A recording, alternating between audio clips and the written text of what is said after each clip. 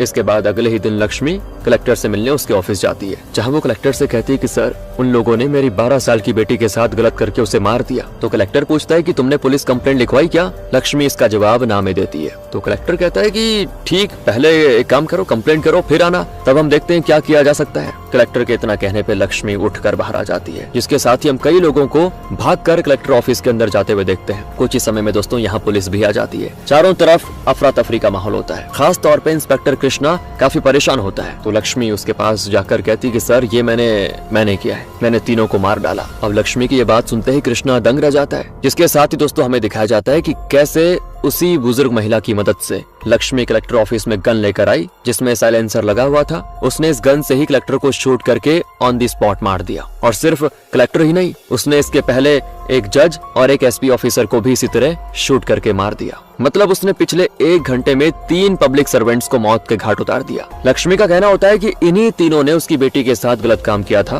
और जब कोर्ट या पुलिस इंसाफ नहीं कर पाई तो लक्ष्मी ने उन्हें मारकर अपनी बेटी का बदला ले लिया, इंसाफ कर दिया। लक्ष्मी को फिर कोर्ट में लाया जाता है, जहाँ रामानुजम भी मौजूद होता है। लक्ष्मी ने तो खुद सरेंडर करके अपना जुर्म कबूल कर लिया था, तो कोर्ट उसे तुरंत 15 दिन की रिमांड पे भेज देती है, जिसके साथ ही रामानुजम को ऑर्डर दिया जाता है कि वो इस केस के फैक्ट्स वगैरह इन्वेस्टिगेट करके अगली हियरिंग से पहले कोर्ट में सबमिट करे, क्योंकि लक्ष्मी उसी की क्लाइंट थी। लेकिन दोस्तों रामानुजम भी शॉक हो गया था लक्ष्मी की, अब क्या बोले, वीरता को देखकर। सरप्राइज था वो, क्योंकि वो सोच ही रहा था कि लक्ष्मी ने जब अपना बदला ले ही लिया तो उसने सरेंडर क्यों किया। कुछ तो है जो कोई समझ नहीं पा रहा। तो अब रामानुजम स्वामी से सवाल करता है कि लक्ष्मी के पति आदित्य का पता है क्या, मतलब क्या हुआ था उनके साथ। वैसे दोस्तों आदित्य इस वक्त मुंबई में है और एक रेपुटेड डॉक्टर भी। लक्ष्मी के बारे में बात करने के लिए रामानुजम आदित्य से मिलने जाता है। आदित्य रामानुजम के पूछने पे बताता है, लक्ष्मी मेरी एक्स वाइफ है, मेरा उसके साथ डिवोर्स हो चुका है। अब यहाँ पे आदित्य बताता है कि वो पहली बार लक्ष्मी से ऑपरेशन थिएटर में मिला था। वो उसी हॉस्पिटल में नर्स थी। पहली नजर में देखते ही आदित्य को लक्ष्मी से प्यार हो गया। दोनों में फिर दोस्ती हो गई,